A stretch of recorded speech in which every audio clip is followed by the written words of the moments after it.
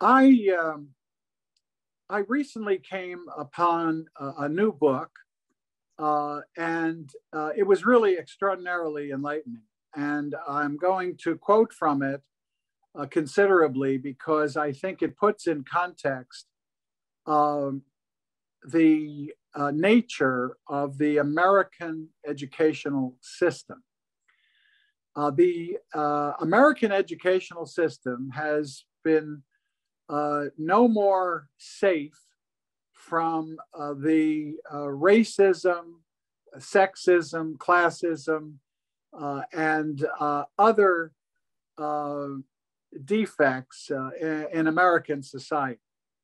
American public education, in many ways, has perpetuated all of those exclusionary uh, aspects of American exceptionalism.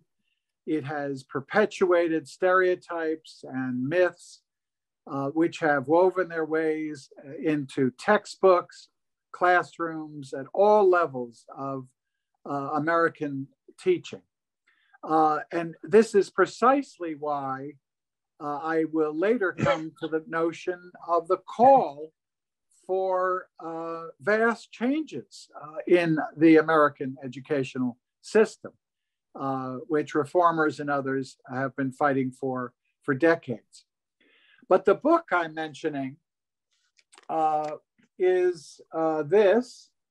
Uh, it is called Race and the Making of American Political Science by Jessica Blatt. And if I could multitask, I'd put that in the chat.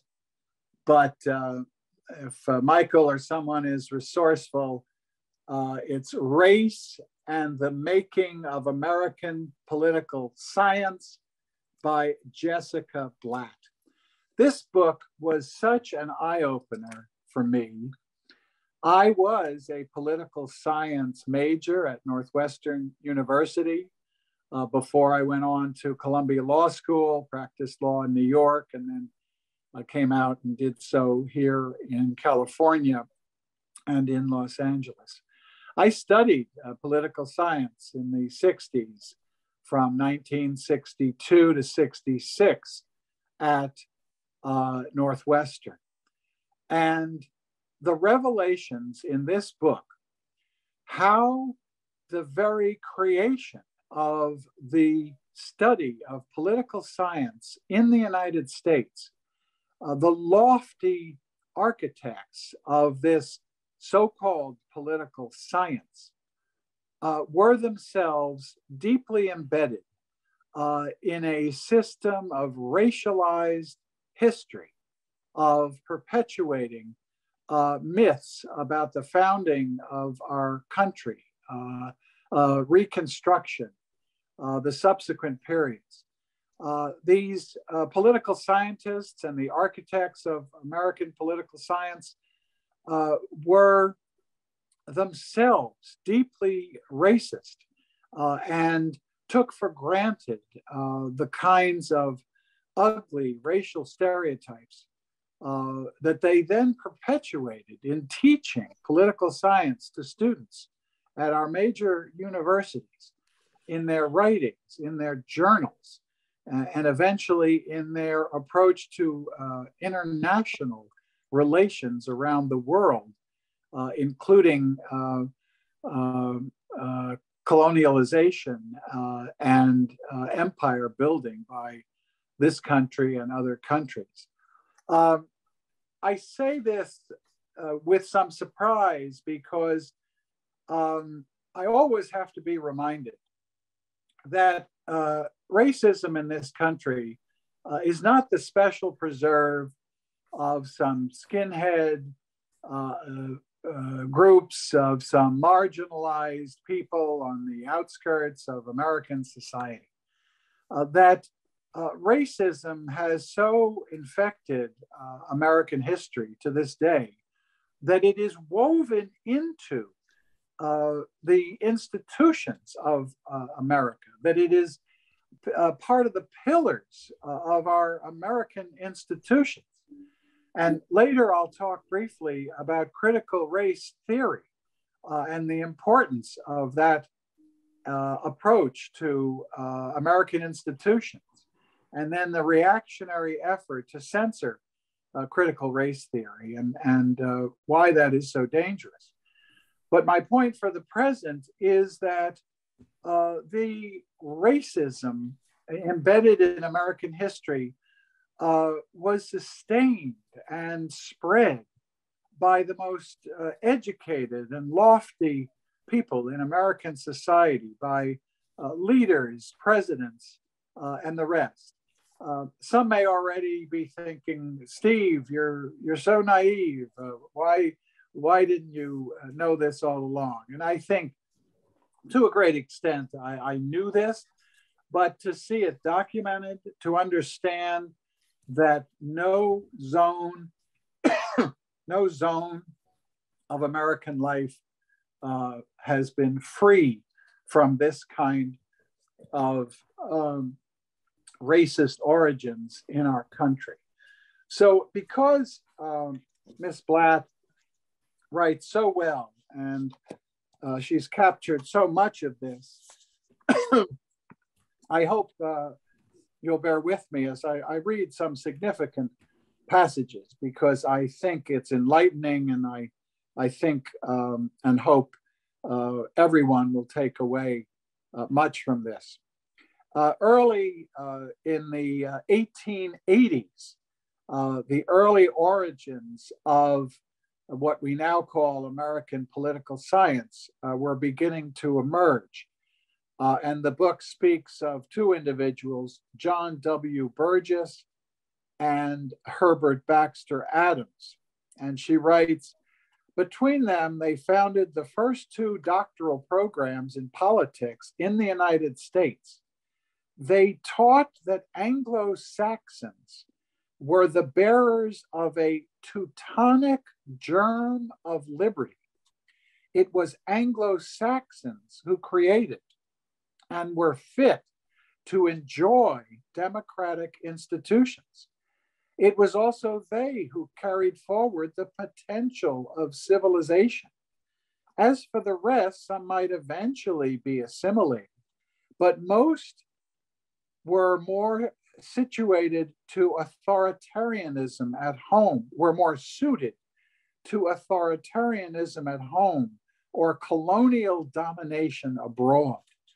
The first US trained cohort of political science PhDs learned that adhering to a priori fictions of equality and social contracts had only resulted in the disaster of the Civil War. Avoiding such a calamity in the future would require more reliable political judgment based in the hard-headed appraisal of the truths of nature, particularly the truths about innate human difference. Ethology, Burgess affirmed, constituted elevated ground, a standpoint from which researchers could get a clear view of the political world. Later, they speak of that race thinking shaped US political science at its origins far more profoundly than has previously been recognized. From the late 19th century and well into the 20th, scholars of politics defined and continually reoriented their intellectual work in response to changing scientific notions of race and to the political imperative of the racial order at home and abroad. Racial thought informed ongoing efforts to frame political science as a real science, and it was deeply implicated in major intellectual and institutional innovations as the discipline established itself within the American Academy.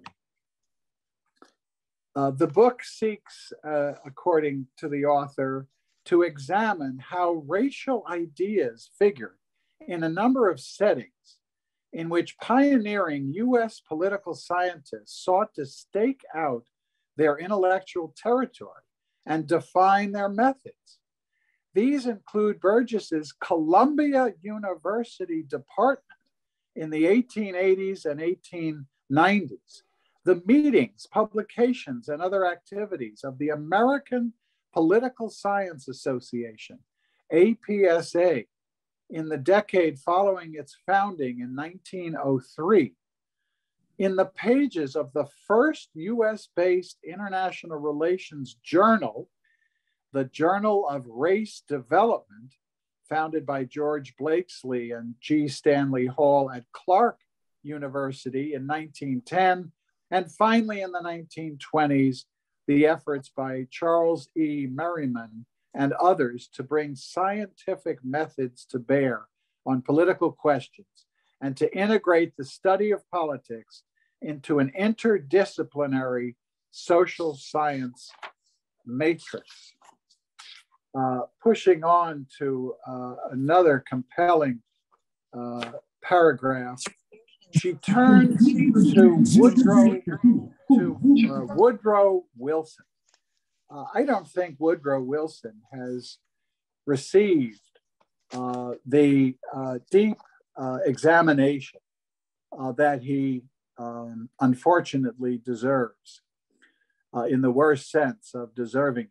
Woodrow Wilson, as I will be able to touch on briefly, was a deeply conflicted individual, first in his teachings at Princeton, later as President of the United States.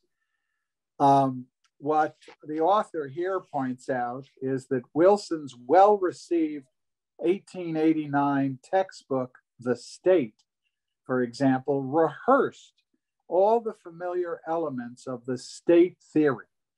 The Aryan origins of the Anglo-Saxon political tradition, a link between Teutonic history and the development of individual liberty, an explicit rejection of universalizing natural law or social compact theory, and the notion of the organic political life of a community as the source of sovereignty. So we begin to see some of the very origins embedded in that kind. The progressive era, which then emerged in the late 1800s and early 1900s, the progressive era was hardly an unalloyed period of progress and justice and equality in this country, despite its name. In fact, the period of progressivism, one writer has characterized as having four tendencies: to change other people, to end class conflict, to control big business, and to segregate society.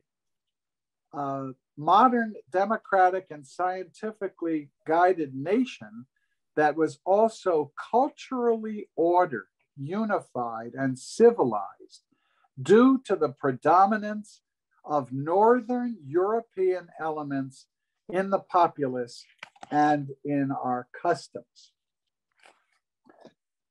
She speaks of how common it was as these political science journals were released. And you can imagine the atmosphere when your major universities, from Columbia University, which I am now in part ashamed to have graduated from, given this history, Harvard, Clark, and other universities, these racial theories of white supremacy and white domination were being fed to students. And then those students were returning either to their own teaching of political science and in their own classrooms and their lives around the country. It became so common in these journals to accept the institutions of American society, which at the time were so riddled with racism. In one of the political science journals, there was an article on an 1867 decision by the Pennsylvania Supreme Court that upheld segregation by a private railroad. Now, this lofty political scientist wrote blandly that this court decision was well-reasoned and wise and prudent. It clearly and concisely gave the reasoning that those have adopted believe that racial distinctions are justifiable. The thrust of it was that the separation of white and black races upon the surface of the globe is a fact.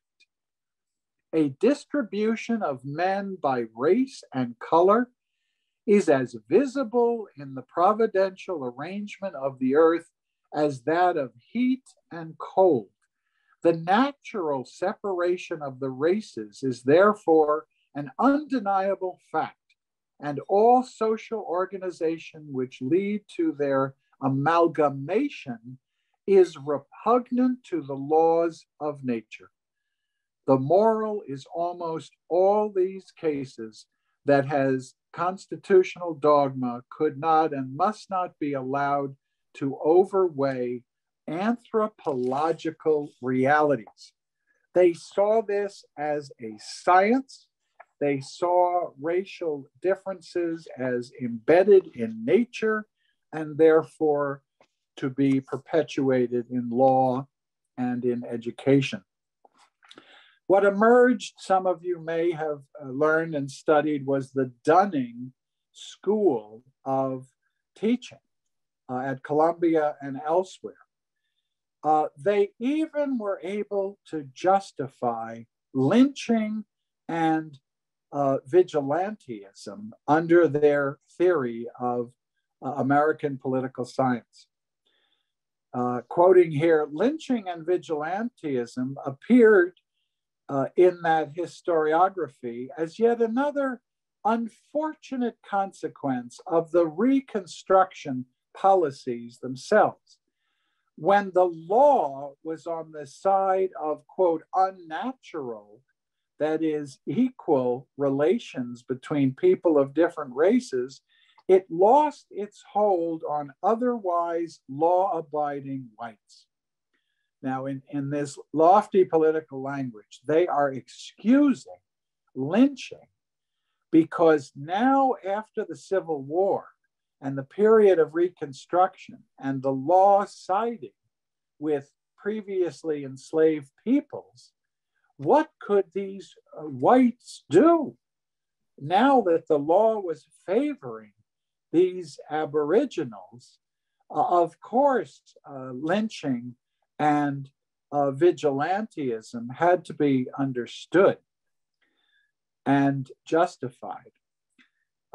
Perhaps the clearest exposition of this logic came in 1891 from Henry Cabot Lodge, yes, the father of Henry Cabot Lodge Jr., or grandfather perhaps, then a congressman with political science training at Harvard, in an article in the North American Review criticizing what he viewed as ill-considered immigration policies.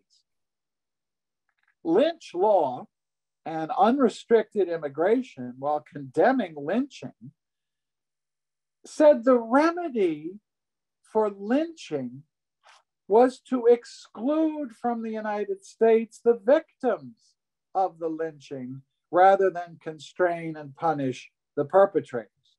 Lodge advocated reforming immigration law to slow the entry of classes of immigrants that provoked native-born Americans to such behavior. Lynching was foremost conceived as an aspect of the Negro problem.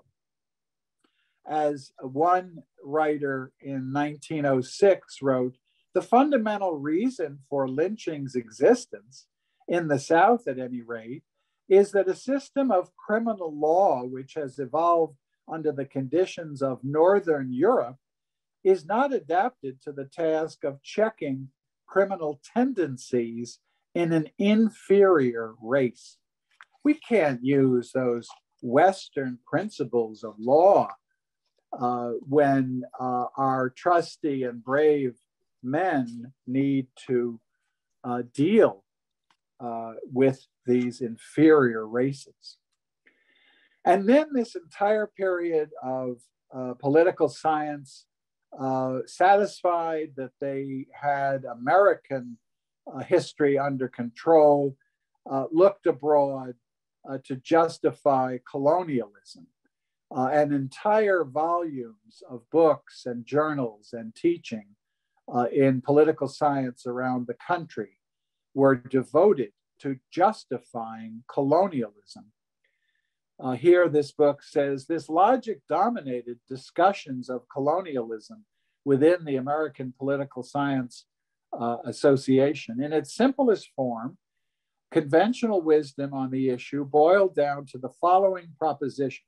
One, racial and economic forces compelled the great powers to seek new markets and new resources. Those resources and markets could be found among, quote, backward peoples. Three, backward peoples could not efficiently develop their own resources or the market organization to consume the ever-increasing bounty of the modern economy. And therefore, four, the great powers had a responsibility to the world to develop its resources and a responsibility to their own people to see that the benefits of doing so accrued to them and not to their rivals. This was an entire justification of colonialism as we know it. And my final passage from this enlightening book returns to Woodrow Wilson. Wilson ridiculed Jeffersonian ideals, lambasted Reconstruction, cited federal enforcement of Black voting rights during Reconstruction as a prime example of wicked congressional overreach, characterized imperialism as a natural and wholesome impulse, and defended the brutal suppression of the Philippines. As president, he introduced segregation into the federal civil service, blocked the inclusion of racial equality language in the League of Nations Charter, and whipped up anti-immigrant sentiments.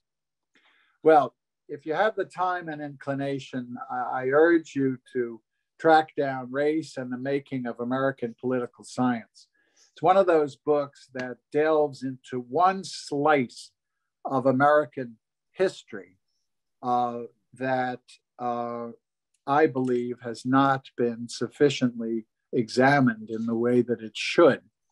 I spent time on this, considerable time and quotations, because what I want to do today is to establish the premise that it is beyond debate that American education has been a force to perpetuate the racism, sexism, homophobia, classism, ableism, and other deep flaws in American society. It has been in the interests of white nationalism and white supremacy in this country to ensure that young people grow up ignorant of the kinds of history I've just spoken about, but drenched in a special kind of teaching of American history that papers over these deep flaws and instead elevates a sanitized view of our leaders, of the largely men who formed this country, a sanitized view of our Constitution and our other institutions.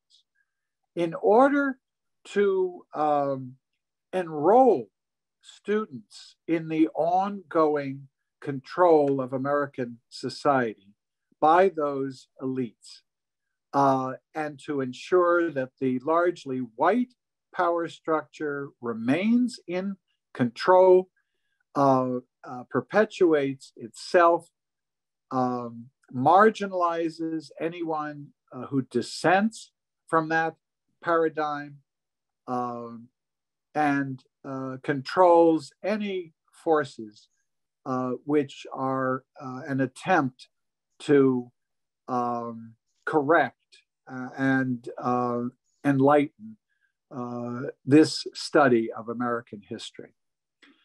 That brings me really to this current period. But I do want to mention that there is a deeply political side to all this. And this is not the first era to have our teachers struggle. And in the future lectures by Carol Francis and Susan, and hopefully some guest speakers, there will be a discussion of the struggle to try to teach the kind of history that we know from the people's history of the United States and Howard Zinn. And that program, which I'm realizing now was the kickoff to a lot of our thinking on this, and today's marginalization of Howard Zinn and his work. But we will try to share some enlightened stories and some struggles by teachers in classrooms that have really faced this issue. But there were periods, especially in the 20th century, during the dark periods of McCarthyism and repression in the United States, when college professors were censored, when there were blacklists and loyalty oaths for college teachers, when scores of professors were fired and disciplined and removed from teaching because they were trying to do what we're talking about here today, which was to teach a more accurate, complete, and deeply trenchant history of America. And we're pushing back on the forces of authoritarianism that were so constant in that period and so visible. We look back on that period with disdain at McCarthyism and the blacklists and the Red Scare and the Espionage Act prosecutions and others. And we look back at that with some pride that we came through that period. But I am here to tell you that every force of repression and authoritarianism that existed in that era, in previous eras, exists today. And Trumpism is only a recent exposure of those forces in society, and now coming to the repression of education. So I want to turn to our current era and briefly summarize what is going on. The reaction now to the attempts to teach a broader, deeper, and more honest American history has been immense across the country. In this last year, 137 bills were introduced in state legislatures around the country to ban, restrict, or regulate the teaching of race, gender, LGBTQ issues, and similar systems of education. Florida is a hotbed of what has been going on.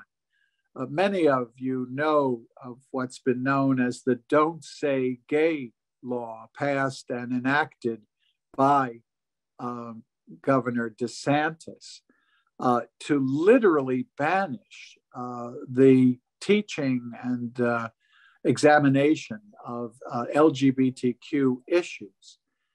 Florida also passed the Stop Woke Act, which limits the teaching of race and racism. And the rationale for these laws is that they make students feel responsibility, guilt, or anguish when you teach them the kind of American history that we're talking about today. And if I can work my system without losing you, I want to turn to an email that I got somehow a couple of years ago. I got on right-wing email lists. And my emails these days come from Marjorie Taylor Greene and all kinds of right-wing sources. But of course, I considered unsubscribing, but I decided to stay on those lists. And often I will delete them quickly after looking at the crazy headlines. But they're not just crazy.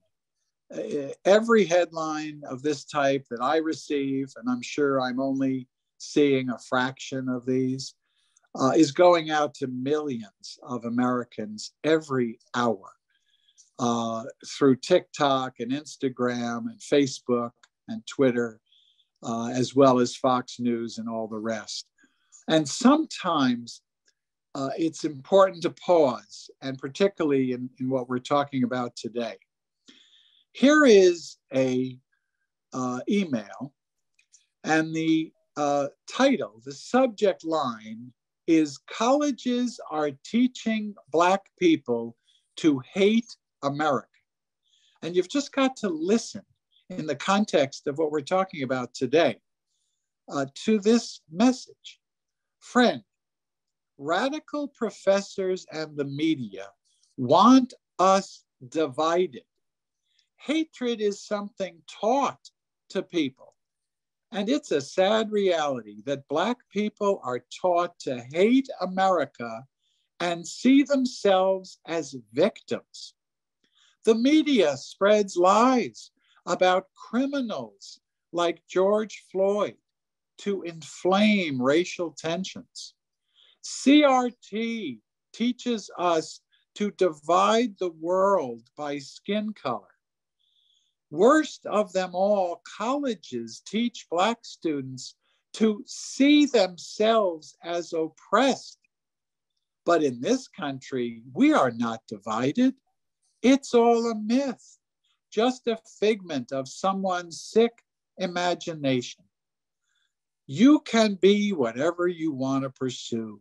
You can accomplish anything with enough passion, honor, and integrity.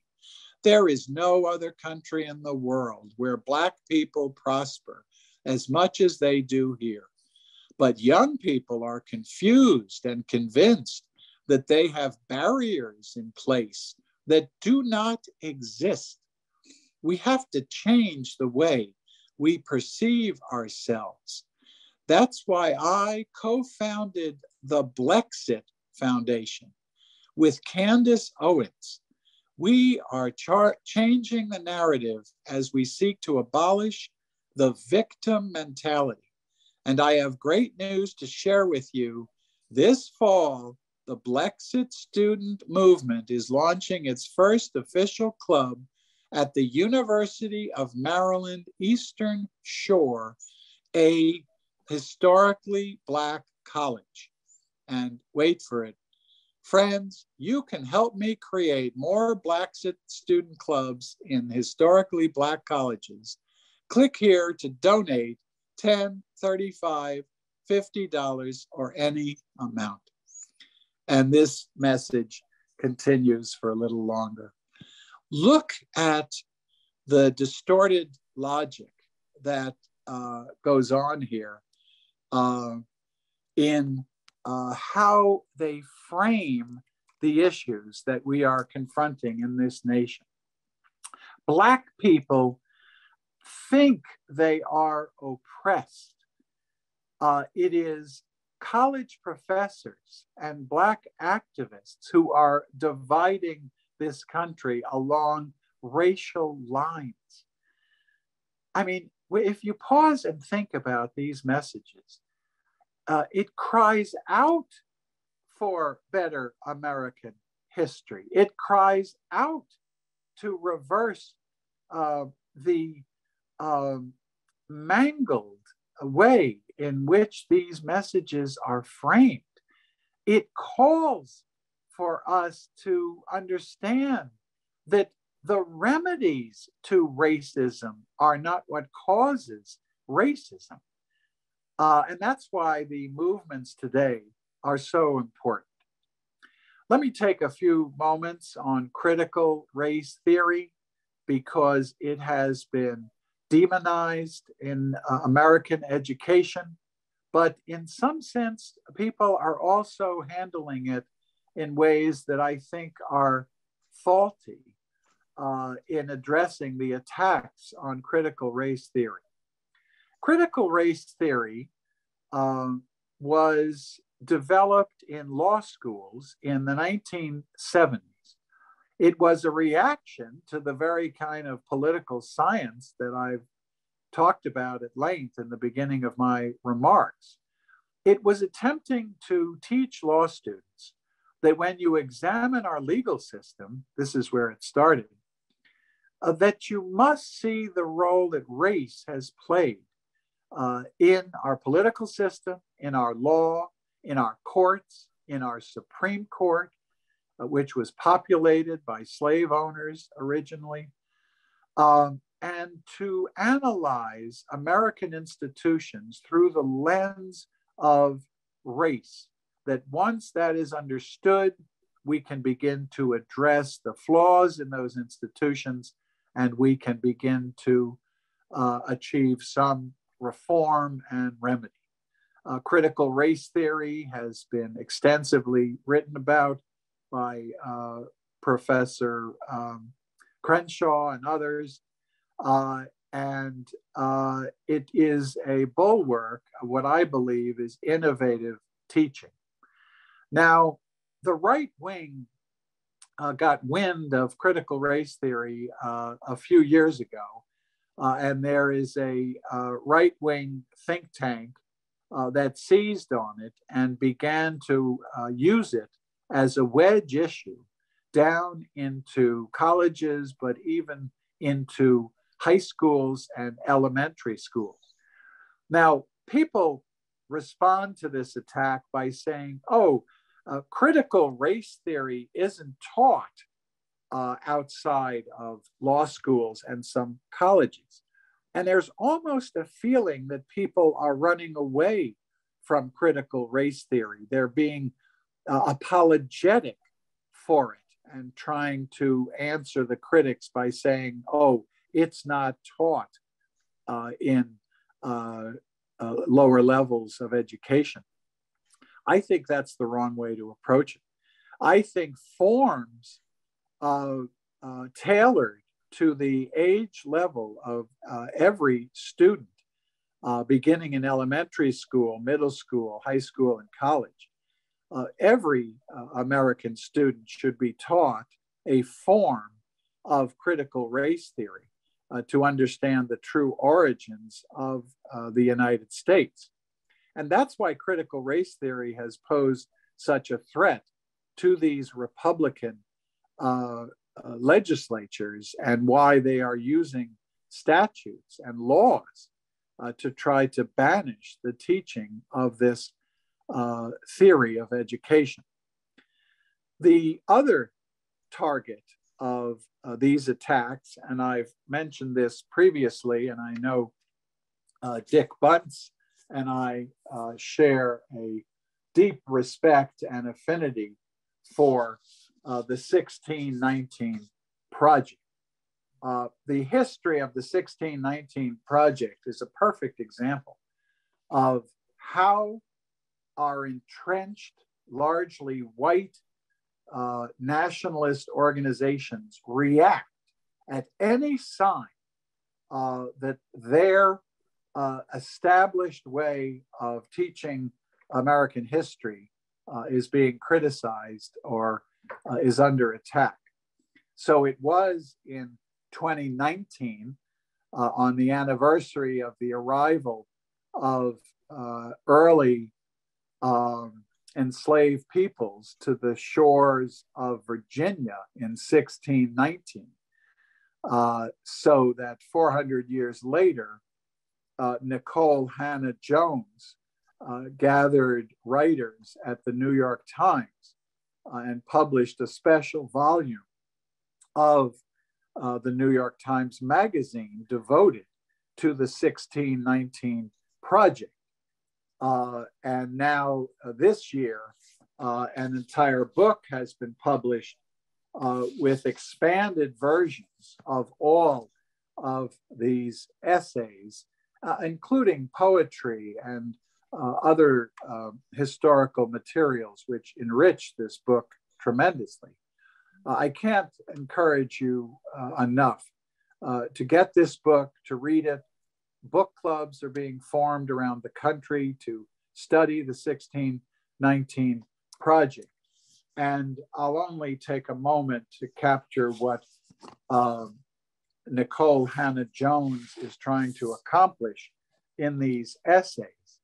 She says that the story of Black history cannot be disentangled from the story of America, and our attempts to do so have forced us to tell ourselves a tale full of absences, evasions, and lies, one that fails to satisfactorily explain the society we live in and leaves us unable to become the society we want to be.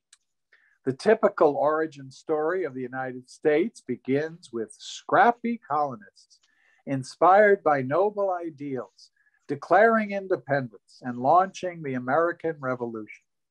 In this version, quote, the American Revolution is a timeless story of the defense of freedom and the rights of all humankind, writes the editors of the anthology Remembering the Revolution, Memory, History, and Nation Making from Independence to the Civil War.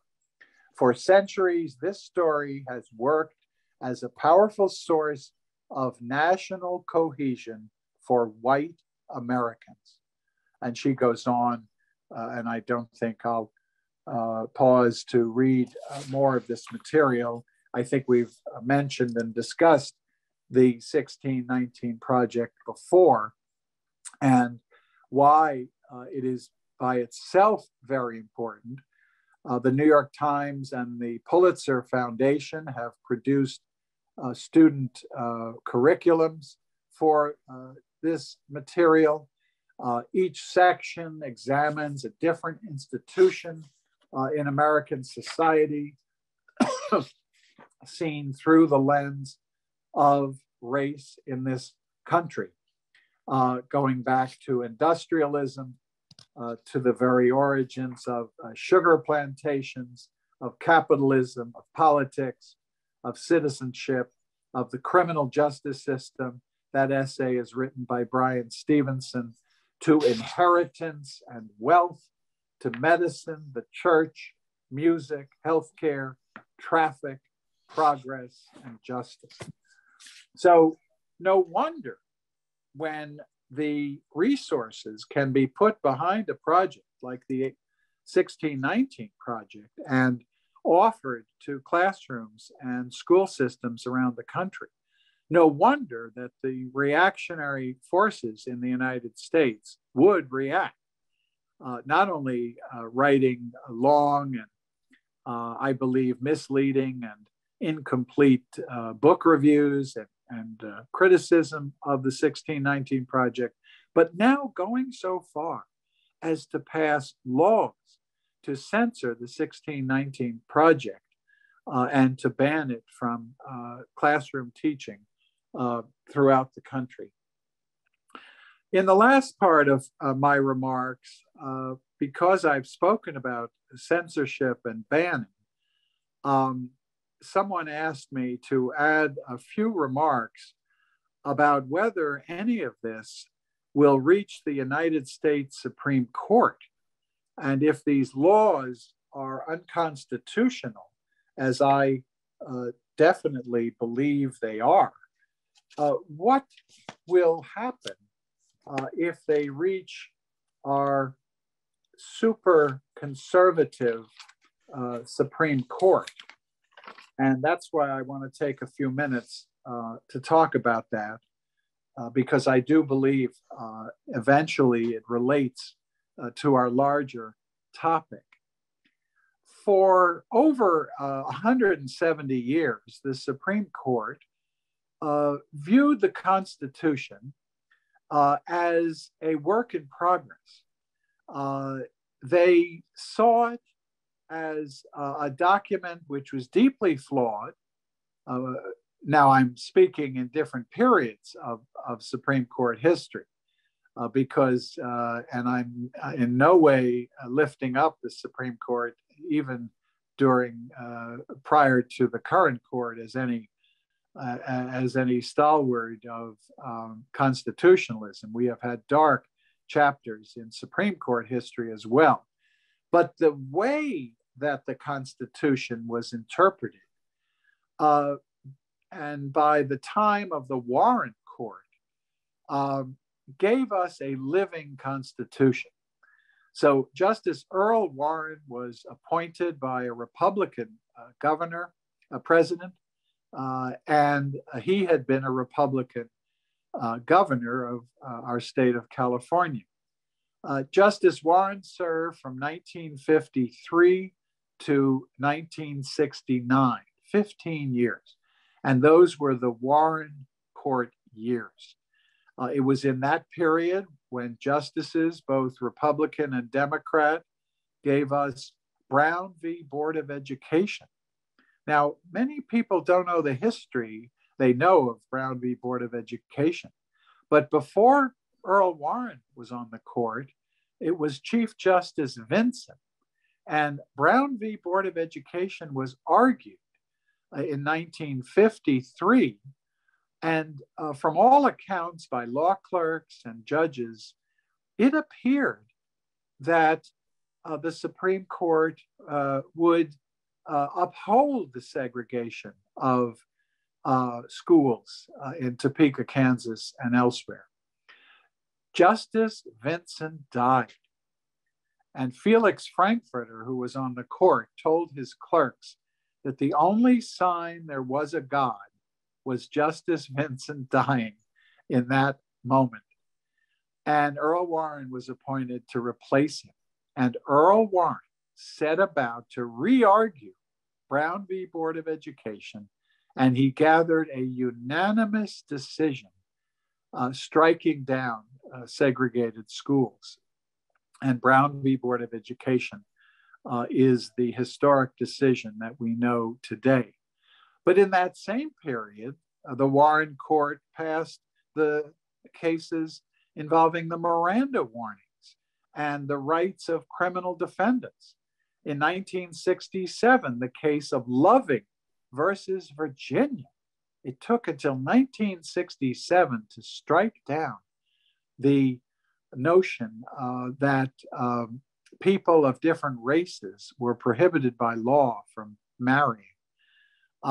It gave us one person, one vote, and other fundamental freedoms. One law professor, Rebecca Zeitlau, points to the expansion of what she calls the rights of belonging. The rights of belonging is what the Warren Court, and I will point out that it was inspired by the work of Justice William Brennan, who is my favorite Supreme Court justice.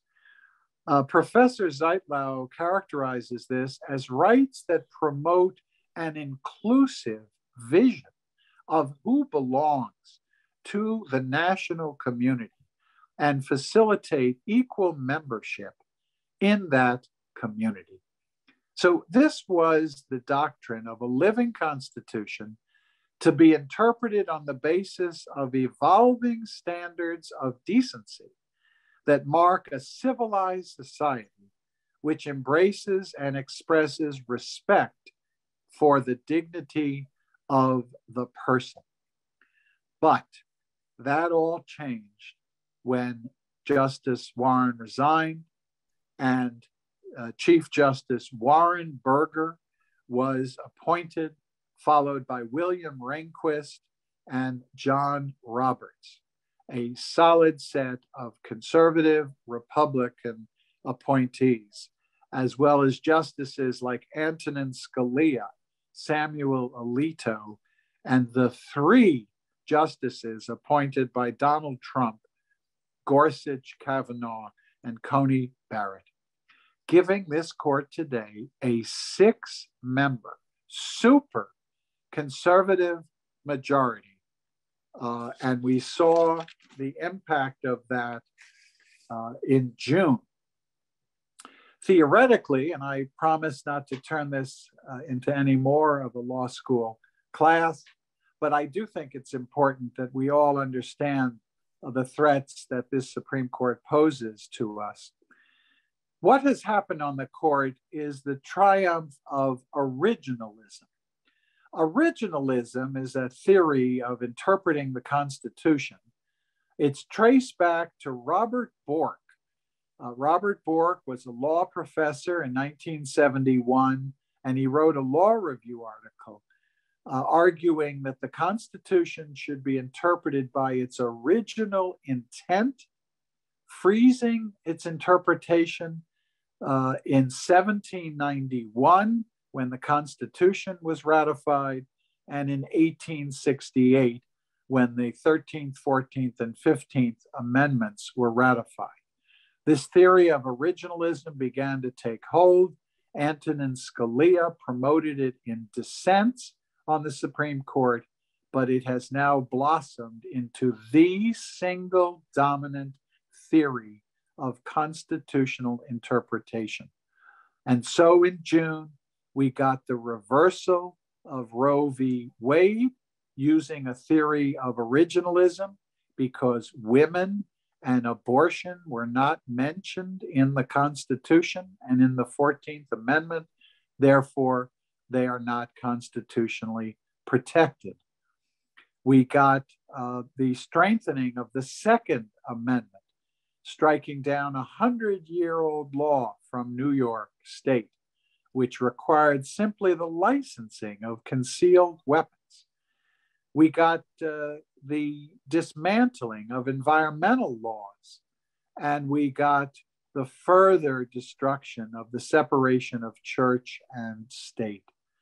These 4 important cases, and there were others, each implemented a pillar in the Republican Christian conservative agenda. Roe v. Wade, anti-abortion. Second Amendment, pro-gun.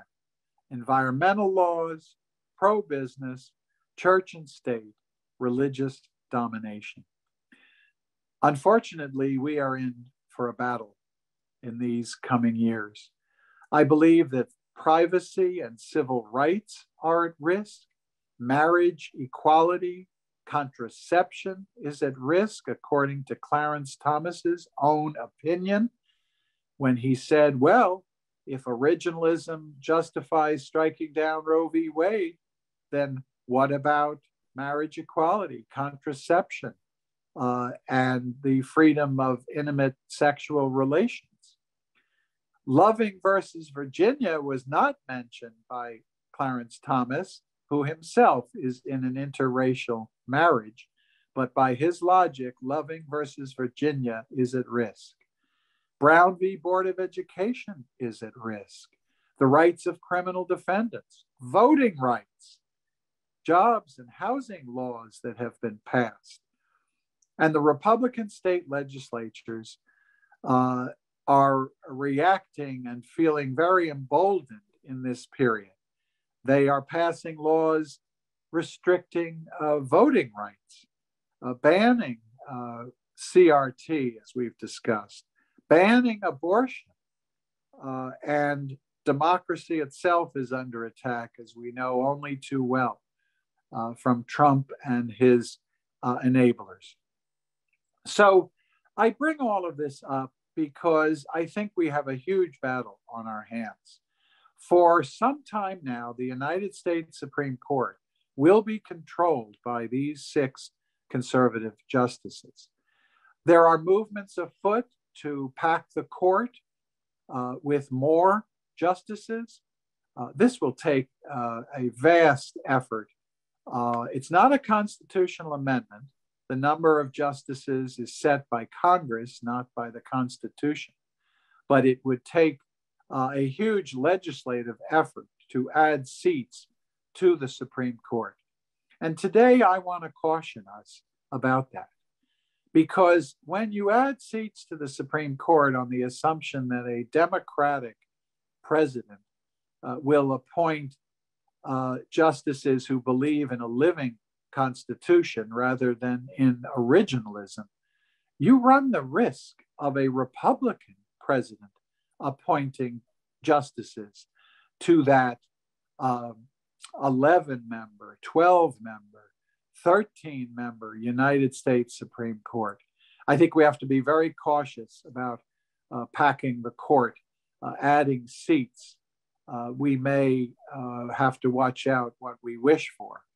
I do have more interest in the notion of term limits for Supreme Court justices, the staggered age limits and aging out Supreme Court justices. All of that deserves some attention. But frankly, everybody, it really comes down to electing Democratic presidents and Democratic senates who sit to advise and consent on the nomination of Supreme Court justices. Justice Thomas, Justice Alito, and these others, they will not live forever. Just like Justice Vinson changed the law by his passing, these justices will pass. And we need to have built through strenuous voter registration, get out the vote efforts, political organizing, and all the rest to eventually restore the United States Supreme Court as we must. To finish and turn over time for questions and answers, and I haven't been able to track all of the chat, but I'll catch up on that as well as your input on everything I've had to say here today. My most recent remarks about voting are serious and important. But ICUJP has known for 21 years that you cannot leave our American system to our elected leaders. It is in our hands to move the American people, to mobilize, to organize, to do the kind of work we've been doing for 21 years, to understand why American education is under threat, to spread the kind of information we've done here today. I'm always pleased these programs are recorded and posted and made available to wider audiences. And if you're part of any organization, congregation, church, mosque, synagogue, I'd be more than happy to give any version of this talk and to have your social justice committees and your congregations and organizations, because I will imagine and be bold enough to say, because it was true for me, that you've learned something today that you didn't know an hour ago, that there is something about gathering up this history, of seeing it through the lens of the kind of research that's been done, that is enlightening and informing. And I think it's only by spreading this kind of information that we're going to be able to turn this country around. Needless to say, the agenda is much broader than what we've talked about today. And I'm sure many of you have in mind other aspects, even of education itself, that deserve our attention.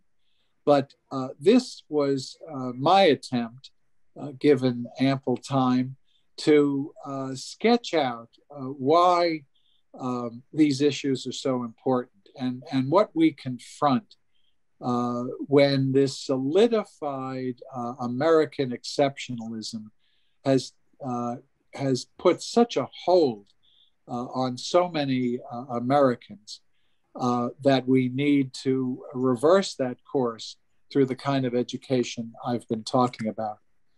I've left us with about a half hour.